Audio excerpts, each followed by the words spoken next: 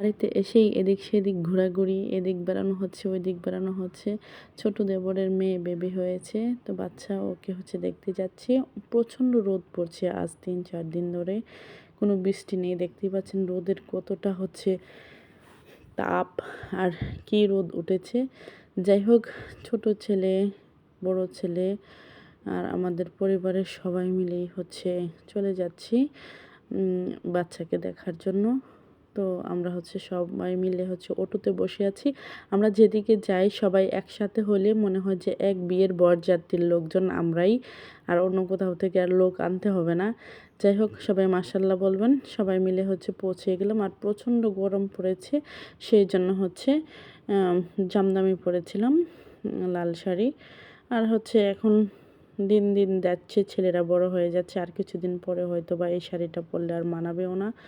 তো এখনই পরে নিচ্ছি। আর রোদের কি পাওয়ার দেখতেই পাচ্ছেন, আর চারিদিকে কাঁঠাল আর কাঁঠাল, মনে হচ্ছে যে কাঁঠাল আর কাঁঠালের রাজ্যের মধ্যে চলে আসছি। আমার কাছে তো দেখতে ভীষণ ভালো লাগে। আর প্রচণ্ড গরম, তো এই জন্য রাস্তার পাশেও মানুষ এসে বসে আছে যে একটু স্বস্তির জন্য। প্রচণ্ড রোদ উঠেছে, মানে ভিডিওটা দেখেই বোঝা যাচ্ছে। আর আমি তো অনেক ঘেমেই যাচ্ছি। তো এদিক দিয়ে চলে গেলাম বাড়িতে। তো হেঁটে হেঁটে যাচ্ছি, আমাদেরকে নাস্তা দিয়েছে, তো নাস্তা করছি। আর সেই সাথে ছোট বাচ্চাকে সবাই এক এক করে দেখছে এবং কোলে নিচ্ছে। তো যাই হোক, সবাই মাশাআল্লাহ এবং দোয়া করবেন নবজাতকের জন্য। তো আর এদিক দিয়ে সেই সাথে ছিল খাওয়া দাওয়া। তো এই যে খাওয়া দাওয়ার মধ্যে আর যেখানে যেহেতু ব্লগ ভিডিও, সেই জন্য আমি ভিডিওটা করেই রাখি। তো আলহামদুলিল্লাহ, এই ছিল আমাদের খাবার। তো অনেক ভালো ছিল, অনেক মজা হয়েছিল আলহামদুলিল্লাহ। তো অনেক দিন পর বড় ভিডিওর ভয়েস দিচ্ছি, মানে কেমন জানি লাগছে, আনইজি লাগছে। আর অনেক দিনই হয়ে গেছে গ্রামে আসছি, শুধু এদিক সেদিক ঘোরাঘুরি হচ্ছে, আর পেজের মধ্যে তেমন একটা কাজ কাম করতে পারছি না। এদিকে সেদিকে যাওয়া, তারপর এই যে আমার অনেকগুলো আম বাগান আছে। তো এদিক দিয়ে আমি আম টাম দেখতে বা ভিডিও করে ছাড়তে আপনাদের মাঝে অনেক পছন্দ করি।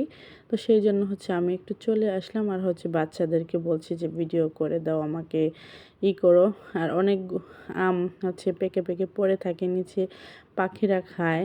তো সেদিক দিয়ে আমার বাচ্চারা অনেক, মানে নিচ থেকে আম দেখলে তো অনেক আনন্দ লাগে উঠাতে। তো এটা অনেকেই হয়তো বা অনেক ভাবে নিতে পারে, কিন্তু আমার অনেক ভালো লাগে। যে দেখেন কত আম পড়ে আছে। তো যাই হোক, আম টাম সবাই দিয়েছে, যে সবাইকে এক ব্যাগ করে ভরে দিয়েছে, যেহেতু এই দেশে আম প্রচুর বেশি, আম কাঁঠাল। তো আবার বাসায় চলে আসতেছি। তো আমার এই ভিডিওটা দেখে আপনাদের কেমন লেগেছে কমেন্টে জানাবেন। আমার মাওইমা এই ব্যাগ, আরেকটি ব্যাগ, 2টি ব্যাগ ভরেই আম দিয়েছে। তো বাসায় নিয়ে আসলাম সবাই খাওয়ার জন্য। মাশাআল্লাহ, বাড়িতে আসার পর থেকে এই পর্যন্ত মনে হয় যে 1 মণ আম খাওয়া হয়ে গেছে। তো বাচ্চাদেরকে বললাম পেট ভরে খাওয়া। আসসালামু আলাইকুম সবাইকে।